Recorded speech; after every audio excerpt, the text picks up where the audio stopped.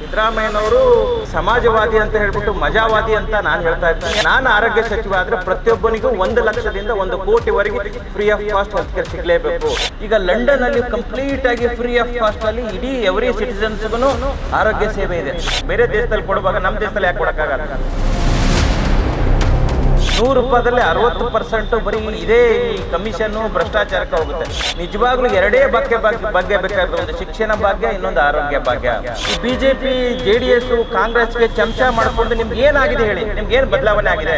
ಅದು ಜೈ ಶ್ರೀರಾಮ್ ಬೋಲಾ ಭಾರತ್ ಮಾತಾ ಕಿ ಜೈ. ಈ ನಾನು ಒಬ್ಬ ಹೆಮ್ಮೆ ಹಿಂದೂ ಆಗಿ ನಾನು ಅದನ್ನ ಹೇಳ್ತೀನಿ, ಅದು ಹೇಳೋದು ತಪ್ಪಂತಲ್ಲ. ಅದನ್ನೇ ದಂಧೆ ಮಾಡ್ಕೋಬಾರದು. ಮುಸ್ಲಿಮ್ಸ್ರಲ್ಲಿ ಒಂದಿಷ್ಟು ಕೊಲೆಗಡಕರು, ನೀಚರು, ದುಷ್ಟರು ಇದ್ದಾರೆ. ಹಿಂದೂಗಳಲ್ಲಿ ಒಂದಿಷ್ಟು ಆ ಥರದಿದ್ದಾರೆ. 90% ಆಫ್ ದಿ ಜನ ತುಂಬಾ ಒಳ್ಳೆ ಜನ. ಬಿಜೆಪಿ ಮಾಡ್ತಾರಂಥದ್ದು ದಂಧೆ, ಕಾಂಗ್ರೆಸ್ ಮಾಡ್ತಾರೋದು ದಂಧೆ. ರಕ್ಷಿತ ಆರೋಗ್ಯ ಸಚಿವ ಕಾಕ್ರೋಚ್ ಜನತಾ ಪಾರ್ಟಿ ಅಂತ ಹೇಳ್ಕೊಂಡು ನಾನು ತಿರುಗ್ತಾ ಇದ್ದೀನಿ. ಯಾಕೆ ಹೇಳ್ತಾ ಇದ್ದೀನಿ? ನನಗೆ ಗೊತ್ತಿದೆ, ಆರೋಗ್ಯ ಕ್ಷೇತ್ರದಲ್ಲಿ 18 ವರ್ಷ ಸೇವೆ ಮಾಡಿದ ಮೇಲೆ ಪ್ರತಿ ವರ್ಷ ನಿಮ್ಗೆ ಆವಾಗಲೇ ಹೇಳಿದಾಗ 24 ಲಕ್ಷ ಜನ, ವರ್ಷಕ್ಕಾದರೆ ತಿಂಗಳಿಗೆ 2 ಲಕ್ಷ ಜನ ಆಯಿತು. ಇದು ಸಾವ ಅಥವಾ ಸರ್ಕಾರಿ ಪ್ರಾಯೋಜಿತ ಕೊಲೆನಾ ಅಂತ ಡಿಸೈಡ್ ಮಾಡಬೇಕು. ಈ ಥರದ್ದು ಇದೆಯಲ್ಲ, ಯಾರೋ MLAನೋ MP ನೋ ಮಿನಿಸ್ಟ್ರೋ ಇವ್ರು ಯಾರಾದ್ರು ಗೌರ್ಮೆಂಟ್ ಹಾಸ್ಪಿಟ್ಲಲ್ಲಿ ತೋರಿಸ್ಕೋತಾರ. ನಿನ್ನೆ ಸಿದ್ದರಾಮಯ್ಯನವರು ಹೇಳ್ತಾರೆ, ಯಾವುದೋ ಒಂದು ಲಾಂಚಲ್ಲಿ, ಯಾವುದೋ ಒಂದು ಪ್ರೋಗ್ರಾಮಲ್ಲಿ, ನನ್ನ ಮುಖ್ಯಮಂತ್ರಿ ಪರಿಹಾರ ನಿಧಿ 5 ಲಕ್ಷ ಮಾತ್ರ ಕೊಡೋಕ್ಕೆ ಸಾಧ್ಯ ಆಗುತ್ತೆ, ಹಾಗಾಗಿ ಹೆಚ್ಚಿಗೆ ಕೊಡೋಕ್ಕಾಗೋದಿಲ್ಲ, ಅದಕ್ಕೆ ನಾವು ಸಾಕಷ್ಟು ಕೆಲಸ ಮಾಡ್ತಾ ಇದ್ದೀವಿ ಅಂತ ಹೇಳ್ತಾರೆ. ಬರೀ ಘೋಷಣೆಗಳನ್ನು ಸಿದ್ದರಾಮಯ್ಯನವರು ಈ ಸಮಾಜವಾದಿ ಅಂತ ಹೇಳ್ಬಿಟ್ಟು ಮಜಾವಾದಿ ಅಂತ ನಾನು ಹೇಳ್ತಾ ಇರ್ತೀನಿ. ಯಾಕಂದರೆ ನಿಜವಾಗ್ಲೂ ಅವ್ರಿಗೆ ಅರ್ಥನೇ ಆಗೋದೇ ಇಲ್ಲ. ರೆಗ್ಯುಲರ್ ಆಗಿ ಈ ಆರೋಗ್ಯ ಕ್ಷೇತ್ರಕ್ಕೆ 1.2% of our GDP spending on health care. Minimum 6% of our GDP ಹೆಲ್ತ್ಗೆ ಸ್ಪೆಂಡ್ ಮಾಡಬೇಕಾಗಿತ್ತು, ಅದಾಗ್ತಾ ಇಲ್ಲ. ನಾನು ಆರೋಗ್ಯ ಸಚಿವ ಆದರೆ ಪ್ರತಿಯೊಬ್ಬನಿಗೂ 1 ಲಕ್ಷದಿಂದ 1 ಕೋಟಿವರೆಗೆ free of cost health care ಸಿಗಲೇಬೇಕು. ಬಡವ, ಬಲ್ಲಿದ, ಶ್ರೀಮಂತ ಅಲ್ಲ. ಅವ್ರು BJP ಆಗಿರಲಿ, ಕಾಂಗ್ರೆಸ್ ಆಗಲಿ, JDS ಆಗಲಿ, ಎಲ್ಲ ನಮ್ಮ ಅಂತಂದ್ರೆ ಎಲ್ರಿಗೂ ಆರೋಗ್ಯ ಹಕ್ಕು ಸಿಗಬೇಕು ಅನ್ನೋಂಥದ್ದು ನನ್ನ ಮೂಲಭೂತ ಗುರಿ. ಸರ್, ಈಗ ತಮಿಳ್ನಾಡಲ್ಲಿ ಆಗ್ಬೋದು 25 ಲಕ್ಷದ ಏನು ಹೆಲ್ತ್ ಇನ್ಶೂರೆನ್ಸನ್ನು ಮಾಡ್ತೀವಿ ಅಂತ ಹೇಳಿದ್ದಾರೆ. ಸೊ ಇದು ಇಂಪ್ಲಿಮೆಂಟ್ ಮಾಡೋದಕ್ಕೆ ಕಷ್ಟ ಅಂತ ಈ ರೀತಿ ಹೇಳಬಹುದು, ಬಟ್ ಇಂಪ್ಲಿಮೆಂಟ್ ಮಾಡೋದು ಕಷ್ಟ ಅಂತ. ಹೇಗೆ ಇಂಪ್ಲಿಮೆಂಟ್? ಯಾಕಂದ್ರೆ ಜನರಿಗೆ ಅದು ಬೇಕು. 25 ಲಕ್ಷದಲ್ಲ, ನೀವು ಹೇಳಿದ್ದು 1 ಕೋಟಿ ಹೆಲ್ತ್ ಇನ್ಶೂರೆನ್ಸ್ ಬೇಕು. ಎನಿಥಿಂಗ್ ಫ್ರೀ ಸಿಗಬೇಕು. ಸೊ ಎವ್ರಿಥಿಂಗ್ ಫ್ರೀ ಸಿಗಬೇಕು ಹೆಲ್ತಲ್ಲಿ.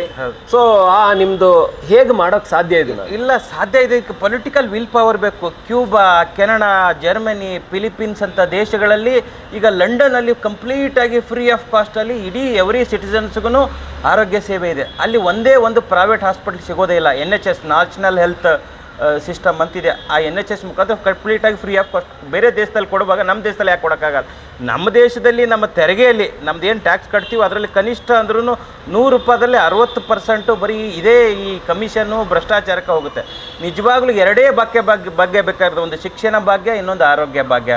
ಇವು ಎರಡುಗಳನ್ನು ಕೊಟ್ಟರೆ ಜನರ ಜೀವನ ಕಂಪ್ಲೀಟ್ ಬದಲಾಗುತ್ತೆ. ಮತ್ತು ಈ ಏನು ತಮಿಳ್ನಾಡಲ್ಲಿ 25 ಲಕ್ಷ ಅದು ಏನು ಅವರು ಮಾಡಿದ್ದಾರೆ, ಅದು ತುಂಬ ಒಳ್ಳೆಯ ಬೆಳವಣಿಗೆ ಮತ್ತು ಅದು ಇಂಪ್ಲಿಮೆಂಟಬಲ್ ಸಾಧ್ಯ. ನಮ್ಮ ದೇಶದಲ್ಲಿ ಸಾಕಷ್ಟು ಜನ ಇದ್ದಾರೆ, ಭಾಳಷ್ಟು ಜನ ಇರೋದ್ರಿಂದ, ಪಾಪ್ಯುಲೇಷನ್ ಜಾಸ್ತಿ ಇರೋದ್ರಿಂದ ಮಾಡೋಕ್ಕಾಗಲ್ಲ ಅಂತ. ಪಾಪ್ಯುಲೇಷನ್ ಜಾಸ್ತಿ ಇರೋದ್ರಿಂದ ಟ್ಯಾಕ್ಸು ಅಷ್ಟೇ ಜಾಸ್ತಿ ಆಗುತ್ತಲ್ಲ. ಟ್ಯಾಕ್ಸಿಗೂ ಮತ್ತು ಪಾಪ್ಯುಲೇಷನ್ಗೂ ಸಂಬಂಧ ಇರುತ್ತೆ. ಪ್ರತಿಯೊಬ್ಬ ವ್ಯಕ್ತಿ 15-20 ಸಾವಿರ ರೂಪಾಯಿ ದುಡಿತಾ ಇದ್ದು direct tax payer or indirect tax ಪೇಯರಿಂದ ದುಡ್ಡನ್ನು ಕಟ್ತಾ ಇದ್ದೀವಲ್ಲ.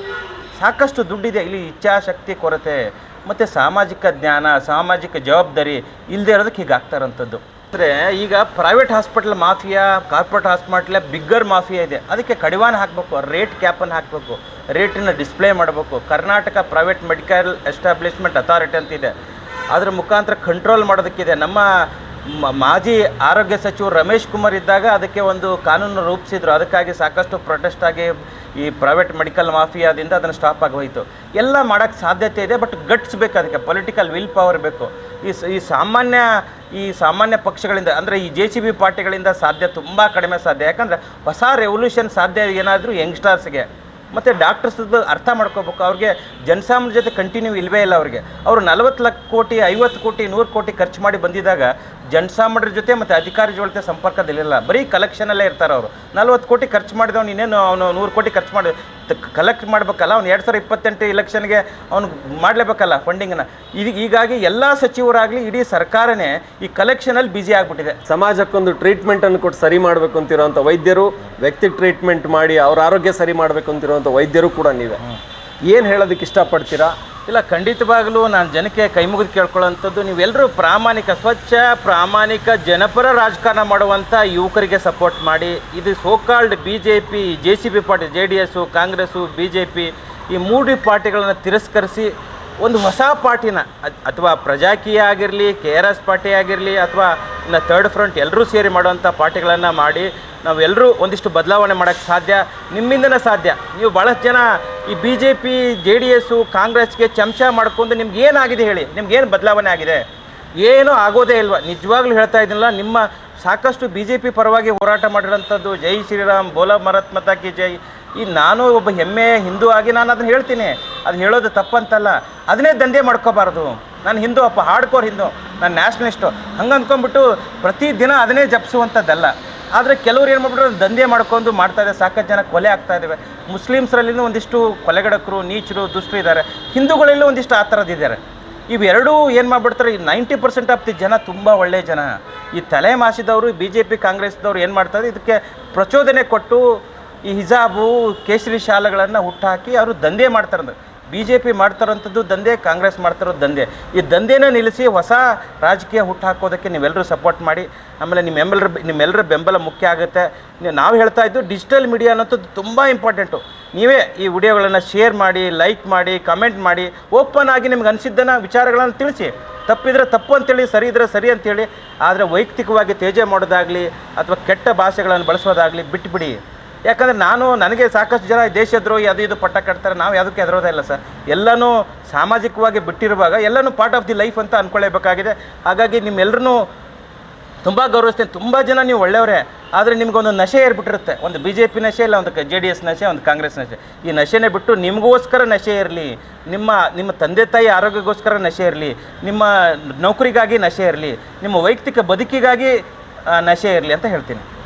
ಥ್ಯಾಂಕ್ ಯು ಸರ್, ಇಷ್ಟೊತ್ತು ಮಾತಾಡಿದ್ದಕ್ಕೆ. ಇದು ಪಬ್ಲಿಕ್ ಇಂಪ್ಯಾಕ್ಟ್ನ ಕಳಕಳಿ. ಯಾಕಂದರೆ ನಾವು ಸಾಮಾಜಿಕವಾಗಿ ಏನು ಒಳ್ಳೇದಾಗಬೇಕು ಅನ್ನೋ ವಿಚಾರನೇ ನಿಮ್ಮ ಮುಂದೆ ತರ್ತಾ ಇರ್ತೀವಿ. ಅದರಲ್ಲೂ ವೈದ್ಯರನ್ನು, ಈ ಸಮಾಜವನ್ನು ಯಾವ ರೀತಿಯಲ್ಲಿ ಇನ್ನೂ ಒಳ್ಳೆಯ ಸ್ಥಿತಿಗೆ ತೊಗೊಂಡೋಗ್ಬೋದು ಅನ್ನೋಂಥ ವ್ಯಕ್ತಿಗಳನ್ನು ಮಾತಾಡಿಸುವಂಥ ಕೆಲಸ ಮಾಡ್ತೀವಿ. So doctor Sunil Kumar Hebbi, so ಸಾಕಷ್ಟು ಆ್ಯಕ್ಟಿವ್ ಆಗಿ ಸೇವೆ ಮಾಡ್ತಾ ಇರುವಂಥ, ಪ್ರತಿನಿತ್ಯ ನೂರಾರು ಪೇಷಂಟ್ಗಳಿಗೆ ಉಚಿತವಾಗಿ ಟ್ರೀಟ್ಮೆಂಟನ್ನು ಕೊಡ್ತಾ ಇರುವಂಥ ವೈದ್ಯರು. ಅವರ ಕಳಕಳಿಗೆ ನಾವು ಕೂಡ ಧನ್ಯವಾದ ಹೇಳ್ತೀವಿ.